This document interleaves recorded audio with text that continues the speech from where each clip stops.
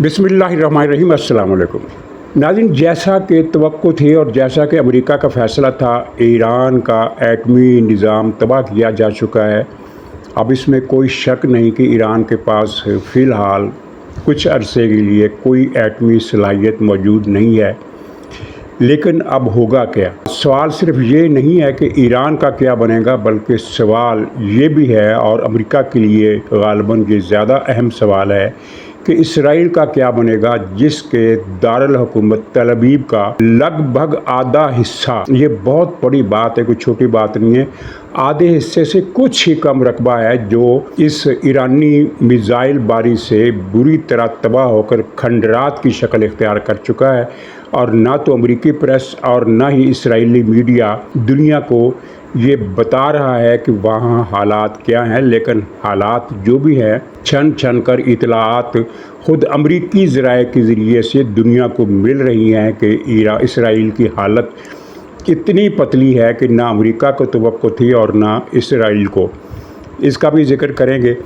और फिर पाकिस्तान में हुकूमत ने फ़ौज के किए किराए पर किस तरह पानी फेरा है। पाकिस्तानी फ़ौज ने भारत को जवाब देकर और एक बहुत ज़बरदस्त डिप्लोमेसी के ज़रिए आलमी सतह पर सिफारतकारी करके भारत को तनहा कर दिया और पाकिस्तान को सुरखरू कर दिया। लेकिन उस सारी किए किराए पर शहबाज शरीफ और इसहाक डार ने कालक फेर दी है या पानी फेर दिया है और पाकिस्तान की नाक कटवा दी है। इस पर भी हम कुछ ना कुछ बात करेंगे।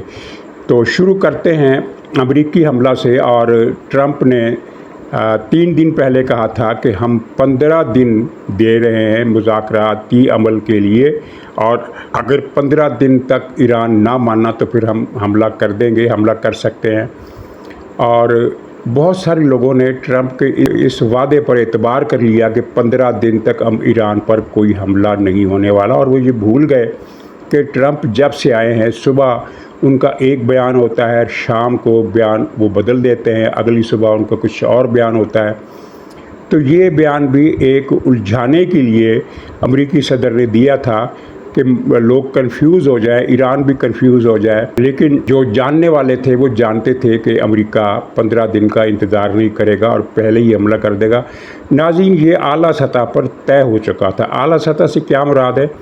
आला सतह से मुराद है अमेरिका, रूस, चीन, यूरोप और बहुत सारे दूसरे ममालिक जो मैटर करते हैं या जो आलमी पॉलिसियों में किसी न किसी रेफरेंस से अहमियत रखते हैं, वो सब ये तय कर चुके थे। और मैंने अपने एक प्रोग्राम में ये बताया था कि पूरी दुनिया कम से कम इस एक नुक्ते पर मुत्तफ़िक और मुत्तहद है कि ईरान के पास एटमी हथियार नहीं रहने चाहिए। और वो सारे ममालिक जो इस वक्त ईरान पर अमरीकी हमले की मज़म्मत कर रहे हैं और बिल्कुल बजा तौर पर कर रहे हैं, वो ईरान के एटमी क़ुव्वत बनने के ख़िलाफ़ थे। और ये तय हो चुका था, इत्तेफाक राय हो चुका था कि ईरान के पास एटमी सलाहियत नहीं रहनी चाहिए। और उसकी वजह ईरान की वो ख़ारजी सियासत है जो उसने पिछले 20 साल में की और मशरिक़ वुस्ता में एक अदम इस्तेहकाम पैदा कर दिया, जिसके नतीजे में इसराइल बहुत ज़्यादा ताकतवर हो गया, अपने हुजम और प्रोपोर्शन से कहीं ज़्यादा ताकतवर हो गया। उसकी वजह यही ईरान की पॉलिसी थी। ईरान ने शाम पर कब्ज़ा किया, ईरान ने लेबनान पर कब्ज़ा किया, ईरान ने यमन में तकसीम पैदा की। और इस सब के नतीजे में क्या हुआ कि अरब मुल्कों ने ईरानी ख़तरे से डर कर इसराइल की गोद में पनाह ले ली, इसराइल के हामी हो गए, यूँ इसराइल बेरोक टोक बादशाह बन गया। तो अब तमाम ममालिक का ये इत्तेफाक राय था कि ईरान एक गैर ज़िम्मेदार मुल्क है, ये तोसी पसंदाना अज़ाइम रखता है, और इस मामले की कहानी जो है वो काफ़ी संगीन भी है और काफ़ी ड्रामाई उसमें वाक़यात भी हैं, वो फिर कभी सही। लेकिन इसके बाद से फिर ईरान के बारे में राय अम्मा तब्दील होती हुई नज़र आई और आज ईरान तन्हा खड़ा है। रूस भी उसके साथ नहीं है और चीन भी उसके साथ नहीं है। हमारे यहाँ टीवी पर बैठकर लोग ये बड़े बड़े दावे करते रहे कि रूस और चीन जो है वो जंग में कूद पड़ेंगे अगर अमेरिका ने ईरान को हाथ भी लगाया। तो मैंने उस वक्त भी एक प्रोग्राम में, आज से 10 दिन पहले एक प्रोग्राम में मैंने कहा था कि रूस और चीन ईरान की कोई फ़आल मदद नहीं करेंगे। हो सकता है चीन कुछ हथियार दे दे روس کے پاس تو خیر کچھ ہے ہی نہیں دینے کے لیے، لیکن چین کچھ ہتھیار دے سکتا ہے، لیکن ہتھیار دینے سے بڑھ کر وہ چین ایران کے لیے ایکٹیولی کوئی کردار ادا نہیں کرے گا، جس طرح ہمارے دانشوروں کو توقع تھی۔ اور ہمارے دانشور تو یہ بھی کہہ رہے تھے کہ امریکہ ایران پر کبھی حملہ نہیں کرے گا، کیونکہ پھر ایران امریکہ کے اڈوں کو خطرے میں ڈال دے گا۔ بات یہ تھی کہ یہ سب کچھ طے تھا، یہ کوئی اچانک نہیں ہوا، اور اسرائیل اور ٹرمپ اس مسئلے میں ایک ہیں۔ ٹرمپ نے اسرائیل کی حمایت کی، مدد کی، اور اس وقت بھی جب اسے ہتھیاروں کی یعنی جو ڈیفنس کی صلاحیت ہے اس میں اضافے کے لیے بڑی ڈیسپریٹ وہ کوششیں کر رہا ہے، تو امریکہ نے اس کی مدد کی ہے اور ایک ہتھیاروں کی بہت بڑی کھیپ اسرائیل کو پہنچائی گئی ہے۔ لیکن صورتحال یہ ہے کہ اسرائیل اپنی بے پناہ اسلحی دولت کے باوجود ایرانی میزائلوں کا مقابلہ نہیں کر پا رہا۔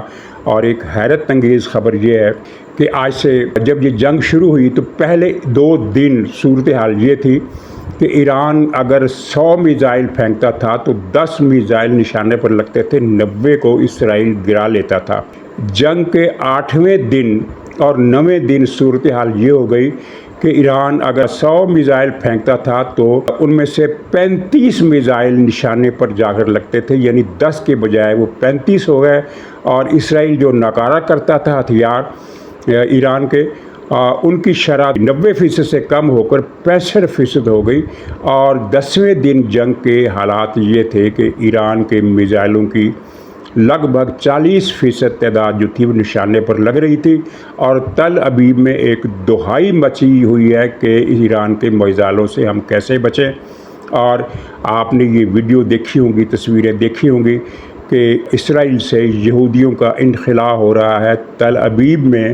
میں نہیں کہتا کہ لاکھوں کی تعداد میں نکل رہے ہیں، لیکن ہر روز سینکڑوں کی تعداد میں اسرائیل سے لوگ بھاگ رہے ہیں، اور یہ جو لوگ بھاگ رہے ہیں یہ واپس اسرائیل نہیں آئیں گے، اور نہ ہی اسرائیل کو اب ماضی کے پرامن حالات کبھی مل سکیں گے۔ وہاں کچھ نہ کچھ ہوتا رہے گا۔ ایران کو چاہے یہ ایک مرتبہ دبا دے، کرش کر دے، اور ایران کے بارے میں جو منصوبہ ہے وہ اب یہ لگ رہا ہے کہ ایک رجیم چینج کے منصوبے پر غور و فکر جاری ہے، اس کا نقشہ درست کیا جا رہا ہے، اس کی تفصیلات طے کی جا رہی ہیں کہ کس طرح کرنا ہے، اور اس میں جو فیصلہ کن فیکٹر ہوگا وہ امریکی اڈوں پر ایرانی حملے نہیں ہوں گے، بلکہ آبنائے ہرمز کو بند کرنے کا ایرانی فیصلہ ہوگا، جس کی منظوری ایرانی پارلیمنٹ نے دے دی ہے۔ صبح تک عمل درآمد کا اعلان کر دے یا رک جائے۔ ویسے ایران کو رک جانا چاہیے اپنے مفاد میں، کیونکہ دوسری صورت میں جنگ ایران کو اپنی لپیٹ میں لے لے گی۔ عالمی جنگ سے مراد ورلڈ وار نہیں، بلکہ وہ جنگ جس میں دنیا کے کئی ملک ایران پر حملہ آور ہو سکتے ہیں۔ یہ اس بات کا امکان ہے، ممکن ہے، اللہ کرے ایسی نوبت نہ آئے، کیونکہ اس کے پھر جو اس کے نتیجے میں جو کچھ ہوگا اس کا فال آؤٹ پاکستان سمیت پوری مڈل ایسٹ کے علاقے پر پڑے گا۔ وہ کیسے، وہ میں عرض کرتا ہوں، لیکن پہلے یہ بتا دوں کہ آبنائے ہرمز کو بند کرنے کا مطلب کیا ہوگا۔ مطلب یہ ہوگا کہ امریکہ کو ایک بہانہ مل جائے گا کہ پوری دنیا کی معیشت کو ایران نے خطرے میں ڈال دیا ہے، اب اس کے خلاف ڈائریکٹ ایکشن کرنا پڑے گا، اور وہ فوج اتارے گا، سمندر کے رستے سے بھی، اور ایئر بورن فوج بھی ہوگی، اور یہ فوج رجیم چینج کر سکتی ہے اگر ایران کے معاملات یہ اس طرح بڑے آبنائے ہرمز کی بندش اور امریکی اڈوں پر حملے بھی ہو گئے تو یہ معاملہ سنگین ہو جائے گا۔ یہ الگ بات ہے کہ وہ امریکہ اپنے مقصد میں کامیاب ہوتا ہے یا نہیں ہوتا، یعنی رجیم چینج تو اس نے افغانستان میں بھی کی تھی، لیکن وہ اس کی لائی ہوئی حکومت کامیاب نہیں ہو سکی، اپنی جڑیں نہیں بنا سکی، وہ امریکی فوج کے بل بوتے پر قائم رہی، اور جب امریکی فوج نکلی تو اگلے ہی دن وہ حکومت بھی ختم ہو گئی۔ یہ اس وقت کی صورتحال ایران میں بھی پیدا ہو سکتی ہے، لیکن ایران میں رجیم چینج کا مطلب کچھ اور بھی نکل سکتا ہے جو افغانستان میں نہیں نکل سکتا تھا۔ افغانستان بہرحال ایک یونیفائڈ ملک ہے، وہاں پشتون اکثریت میں ہے، 55-60% کی، لگ بھگ 55 اور 60% کے درمیان، اور جبکہ ترک جو ہیں وہ اقلیت میں ہے، لیکن اقلیت بہت بڑی اقلیت، یعنی 45% آبادی ترک ہے۔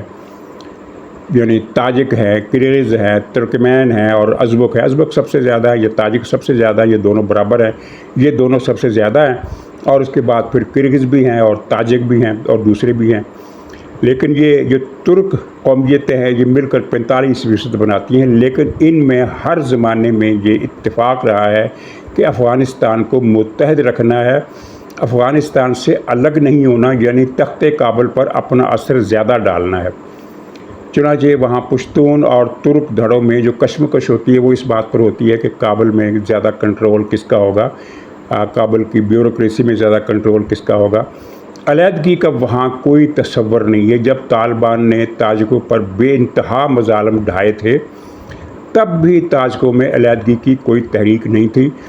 لیکن ایران کا مسئلہ مختلف ہے۔ اگر آپ ایران کے نقشے کو دیکھیں تو آپ کو نظر آئے گا کہ ایران کا جو آؤٹر رنگ ہے وہ سارے کا سارا ان صوبوں پر مشتمل ہے جو ایران سے علیحدگی چاہتے ہیں۔ 3-4 صوبے تو شمالی کے لے لیں، یعنی جو آذربائیجان کی سرحد سے ملتے ہیں، ان میں دو آذربائیجان کے صوبے شامل ہیں، ایک مشرقی آذربائیجان اور دوسرا مغربی آذربائیجان۔ پھر اس کے ساتھ مشرق میں ایک صوبہ ہے وہ بھی علیحدگی چاہتا ہے۔ اور آذربائیجانیوں کی اور ایرانیوں کی ٹسل جو ہے، کشمکش جو ہے بہت پرانی ہے، یہاں تک کہ جب کوئی ایونٹ ہوتا ہے کھیل کا اور اس میں ایرانی ٹیم کا مقابلہ کسی دوسری ٹیم سے ہو اور وہ دوسری ٹیم اگر جیت رہی ہو تو ایران کے اندر جو آذربائیجانی صوبے ہیں 3، ان میں جشن منایا جاتا ہے، بالکل وہ مقبوضہ کشمیر کی صورتحال ہے۔ پھر نیچے آ جائیں تو کردستان ہے، وہ بھی ایران سے علیحدگی چاہتے ہیں۔ اور اس کے بعد پھر آ جاتا ہے عرب علاقہ جس میں خوزستان خاص طور پر قابل ذکر ہے۔ پھر مشرق میں آئیں تو بلوچستان کے صوبے ہیں، سیستان، ایران نے اس کا نام رکھ دیا بلوچستان، سیستان، یہ 2 صوبے ہیں۔ پھر خراسان ہے۔ ان صوبوں میں ایران سے علیحدگی کے جذبات بہت زیادہ ہیں اور ایرانی حکومت نے اور فوج نے بڑی کامیابی سے ان کو قابو میں کر رکھا ہے۔ لیکن اگر رجیم چینج ہوتی ہے اور ایران میں افراتفری کا سامان بنتا ہے، کی فضا بنتی ہے، تو یہ ان صوبوں میں علیحدگی کی طاقت بڑھ جائے گی۔ اور اگر ایسا ہو گیا تو اس کا نتیجہ پھر آپ دیکھیے گا کہ پاکستان پر بھی مرتب ہوگا، کیونکہ فرض کیجئے بلوچستان، ایران کا بلوچستان اگر الگ ہو جاتا ہے تو وہ پاکستان کے بلوچستان کو ساتھ ملانے کے لیے ایکٹیو ہو جائے گا اور پاکستان کے لیے بڑے خطرات ہیں۔ بالکل وہی صورتحال پیدا ہو جائے گی جو ترکی کے لیے ہوئی تھی جب کردوں نے شمالی شام میں ایک علاقے کو آزاد کرا کے اپنی حکومت وہاں قائم کر دی، تو ترک پریشان ہو گئے، ترکی گورنمنٹ بہت پریشان ہو گئی کہ اب یہ ترکی میں جو کردستان ہے اس کی علیحدگی کا رستہ بھی ہموار ہوگا۔ وہ تو پھر حالات نے ترکی کی مدد کی کہ ترکی میں بشار الاسد کا تختہ الٹ دیا گیا، احمد الشرع کی حکومت آ گئی اور اس حکومت نے ترکی حکومت کی کرد تنظیموں سے صلح کرا دی۔ اس صلح میں ترکی کی کرد تنظیمیں بھی شامل ہیں اور شمالی شام کی کرد انتظامیہ کے لوگ بھی شامل ہیں، اور اس طرح باہمی صلح صفائی سے ایک ٹروس ہو گیا ہے جس کے تحت نہ ترکی کردوں کو مارے گا نہ کرد ترکوں کو ماریں گی۔ وہاں تو یہ اچھی بات ہوگی، لیکن اگر ایران ٹوٹتا ہے تو یہ پاکستان کے لیے ایک خطرے کی گھنٹی ہوگی۔ اس لیے پاکستان کی حکومت جو ہے وہ زیادہ سرگرم ہے، پاکستان کی فوج زیادہ سرگرم ہے کہ ایران کی سالمیت برقرار رہنی چاہیے، کیونکہ اس کے خطرات پھر صرف یہی نہیں بلکہ اس کے اثرات مڈل ایسٹ پر بھی پڑیں گے، سعودی عرب پر پڑیں گے، امارات پر پڑیں گے، کیونکہ جب یہ اتنا بڑا اتھل پتھل ہو جائے گا ایران کے جنوبی علاقوں کی طرف تو اس کی قریبی ترین جو ہمسائے ہیں وہ عرب ملک وہ اس سے متاثر ہوں گے۔ اور امریکہ کو اس سے کیا نقصان ہوگا، اسرائیل کو اس سے کیا نقصان ہوگا، جتنا بھی نقصان ہوگا وہ مڈل ایسٹ کے ایریا کا ہوگا۔ اور یہ بات فی الحال آپ ایک طرف رکھتے ہیں کہ چین یا روس اس جنگ میں کود سکتے ہیں، وہ نہیں کودیں گے۔ اچھا، اب اسرائیل کی حالت پتلی ہے۔ تل ابیب کے بارے میں الجزیرہ نے جو رپورٹ دی ہے اب وہ آپ پڑھ لیں۔ وہ رپورٹ امریکہ کے ایک آدمی، ایک افسر نے دی ہے جو جسے اسرائیل سے براہ راست معلومات ملی ہے۔ وہ بتاتا ہے کہ تل ابیب کھنڈرات کا نقشہ بنا ہوا ہے۔ اور تل ابیب کیا؟ تل ابیب کا جنوب، تل ابیب کا شمال، یعنی دونوں طرف سے جو علاقے، شہری علاقے تل ابیب کو گھیرے ہوئے ہیں وہ سارے کے سارے برباد ہو رہے ہیں. ہر طرف جس طرف دیکھو بڑی بڑی عمارتیں کھنڈر بنی ہوئی ہیں. اچھا یہ عجیب اتفاق ہے کہ بہت ہائی رائز بلڈنگز جو ہے ان کو ایرانی میزائلوں نے کوئی نقصان نہیں پہنچایا، وہ جوں کی توں کھڑی ہے. یعنی جو 50 60 70 منزلہ عمارتیں ہیں، لیکن جو عمارتیں 10 منزلہ 5 منزلہ 6 منزلہ وہ بہت بڑی تعداد میں ڈھہ چکی ہیں. اور پھر حیفا کا جو حشر ہوا ہے وہ دیکھنے کے قابل ہے. حیفا کی آئل ریفائنری پوری کی پوری تباہ ہو گئی. اسرائیل نے جھوٹ بولا کہ حیفا یہ آئل ریفائنری نہیں تباہ ہوئی بلکہ پائپ لائنیں پھٹی ہیں، لیکن پھر خود ہی 2 دن بعد مان گیا کہ یہ اتنی بڑی تباہی ہوئی ہے کہ اس کی مرمت میں 1.5 مہینہ لگ سکتا ہے. حیفا صنعتی شہر ہے، وہاں کارخانے تباہ ہو گئے ہیں. اور پھر اسرائیل کا ایٹمی پلانٹ خطرناک ترین دنیا کے ایٹمی پلانٹ میں سے ایک، یعنی تابکاری کے حوالے سے وہ ہے ڈیمونا. اس پر ایران 2 مرتبہ حملے کر چکا ہے اور دونوں مرتبہ میزائلوں نے ہٹ کیا ہے. اس کی بلڈنگ کو تباہ کرنے میں کامیاب نہیں ہو سکا، لیکن 2 مرتبہ ہٹ کرنے کا مطلب یہ ہے کہ ایران ڈیمونا کو ایک زیادہ بڑا مہلک اور کاری لیتھل قسم کا وار کرنے کی صلاحیت رکھتا ہے. کوئی بڑا میزائل داغ دے گا، اس کے بعد کیا ہوگا. تو ایران کی جو ایٹمی تنصیبات ہیں ان کے بارے میں مختصر میں بتا دوں کہ وہاں فردو کی جو سب سے بڑی جو اصل ایرانی طاقت تھی وہاں تھی. تو وہاں اس حملے کے بعد جو ایک خطرہ تھا کہ تابکاری پھیلے گی، اس کا انتظام امریکہ اور ایران نے مل کر پہلے سے کر لیا تھا. یہ ایک دلچسپ بات ہے. ظاہر امریکہ بھی نہیں چاہتا تھا کہ مشرق وسطیٰ میں تابکاری پھیلے، اور ایران کی حکومت کا بھی یہ انٹرسٹ تھا کہ یہ جو فردو ہے یہ ایران کے سینٹر میں ہے. تہران اور قم کے درمیان ایک گاؤں ہے 1100 کی آبادی کا. اس گاؤں کے پاس یہ ایٹمی ری ایکٹر تھا. تو امریکہ نے اس کو یہ اطلاع دے دی تھی ایران کو کہ ہم نے فردو کو نہیں چھوڑنا، یورینیم وہاں سے نکال لو. چنانچہ 1 دن پہلے وہاں سے یورینیم کے ذخائر نکال لیے گئے. فردو کی ایٹمی تجربہ گاہ ہے جو بھی ہے وہ تباہ ہو چکی ہے، لیکن اس میں اب یورینیم نہیں ہے، لہذا تابکاری کا خطرہ نہیں ہے. لیکن ایران کی بڑی بندرگاہ 2 بندرگاہوں میں سے ایک بندرگاہ بوش شہر کا جو ایٹمی گھر تھا، بجلی گھر، وہاں جو بمباری ہوئی ہے اس کے نتیجے میں تابکاری پھیلنے کی اطلاعات ہیں. اس کے علاوہ نتانز کے ایٹمی ری ایکٹر سے بھی تابکاری کا اخراج ہوا ہے، لیکن وہ بہت معمولی مقدار میں ہے. اللہ کرے وہ معمولی مقدار ہی میں رہے.